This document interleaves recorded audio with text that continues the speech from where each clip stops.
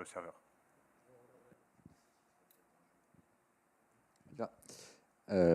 Bonjour à tous. On va parler d'animation de plateforme. Sur notre plateforme Géo de France, on a une infrastructure de données, c'est GeoOrchestra, mais en tant que plateforme de données régionale, en fait, on anime une communauté d'utilisateurs dans lequel il y a des collectivités, des coms de com, des coms d'agglo, des parcs naturels, mais aussi des agences d'urba, des associations naturalistes, bref, tout un écosystème d'utilisateurs de la plateforme. Et on avait besoin d'un outil pour faire l'animation de cette plateforme. Alors avant, on utilisait Drupal, et on lui a dit au revoir. Parce que ça permettait un peu de faire de l'animation descendante, on va dire, mais pour animer un groupe de travail, c'était vraiment pas du tout adapté. Au revoir Drupal. Et on a opté pour un nouvel outil qui s'appelle Exoplatform, après avoir fait pas mal de veille sur le sujet avec les collègues. Exoplatform, c'est un outil qui est open source, qui a une version communautaire gratuite et une version entreprise payante. Et nous, on a choisi la version payante notamment pour avoir la licence OnlyOffice qui permet de faire de l'édition à plusieurs de documents. Donc voilà, Exo, chez nous, ça ressemble à ça. Je vais détailler un petit peu les fonctionnalités. Là, on est dans un des groupes de travail de la plateforme sur l'occupation du sol de dimension. Donc c'est un endroit où les gens peuvent discuter entre eux, déposer des documents. On va regarder tout de suite les fonctionnalités. Donc on peut créer et animer des espaces de travail qui sont ouverts ou fermés, qui sont sur invitation ou sur lesquels on peut adhérer librement. On peut rédiger des articles, il y a de la messagerie, du chat. On peut déposer et éditer des documents donc avec la licence OnlyOffice. Il y a de la gestion de tâches, de l'agenda partagé. On peut gérer les membres. Et on peut aussi avoir un site public, parce que pour l'intérêt d'Exo, c'est d'être authentifié. Mais on peut aussi avoir une partie publique sans authentification. Alors pourquoi on a voulu vous parler d'Exo cette année au Géocom? Parce qu'on l'a rendu géorchestrable. Donc ça s'est fait en 2 temps.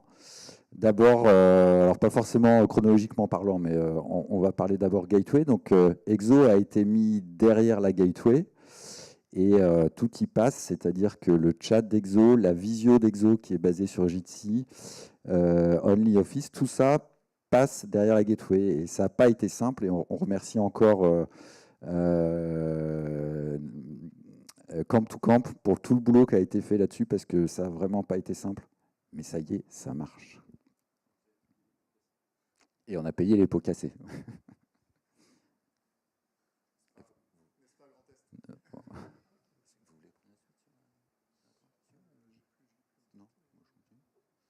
La deuxième partie qui fait que Exo est maintenant géorchestrable, c'est la synchronisation des annuaires. Donc on a un annuaire dans GeoOrchestra, on a un annuaire dans Exo et il faut que ce soit le même. Alors nous, on a fait le choix de continuer à créer les comptes dans la console GeoOrchestra. Et donc, il y a une synchronisation qui se fait avec l'annuaire Exo. Donc, on récupère bien tous les membres qui sont dans GeoOrchestra, on les récupère dans Exo. En revanche, l'affectation d'un utilisateur à un groupe de travail se fait soit dans la console, soit dans Exo. C'est bijectif, ça marche dans les 2 sens et ça marche bien.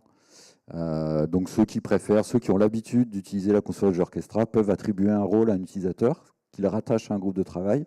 Ceux qui préfèrent faire ça dans Exo, notamment les animateurs de groupes de travail, quand ils vont accepter un nouveau membre, en fait, ils vont, sans le savoir, attribuer un rôle dans la console GeoOrchestra. Et tout ça se fait dans les 2 sens. Il y a donc une synchronisation des espaces. Hein, c'est voilà l'illustration. En haut à gauche, côté console GeoOrchestra, et en haut à droite, on retrouve le même rôle. Quand on crée un rôle dans la console, on peut l'attribuer dans un groupe de travail dans Exo.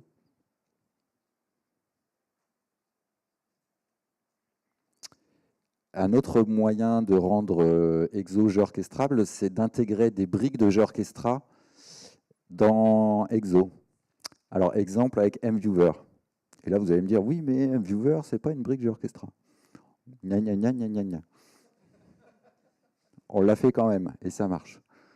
Donc voilà, une carte MViewer intégrée dans Exo, ça marche super bien. On peut aussi mettre des morceaux de Data Hub. Alors là, la UI n'est pas du tout étudiée, mais techniquement, ça marche très bien. Par exemple, dans le cadre là, vous avez les 10 derniers jeux de données sur le mot-clé biodiversité. Donc les 10 derniers jeux de données du Data Hub intégrés dans Exo. Et ça se fait assez facilement avec un petit peu de code dans côté Exo. Alors JB, toi, tu sais que ça s'appelle comment? Alors, c'est inspiré de CodePen. CodePen. Voilà. Donc il y a un petit bloc d'HTML, un petit bloc de CSS et un petit bloc de JS. Notamment, c'est dans le JS qu'on va mettre la requête Elasticsearch pour le Data Hub, par exemple.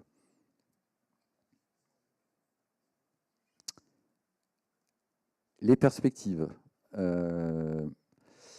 Pour rendre ça encore plus intégré à GeoOrchestra, pour rendre Exo encore plus intégré à GeoOrchestra, on voudrait faire en sorte que GeoServer puisse accéder à des fichiers déposés sur Exo et que ça serve d'entrepôt.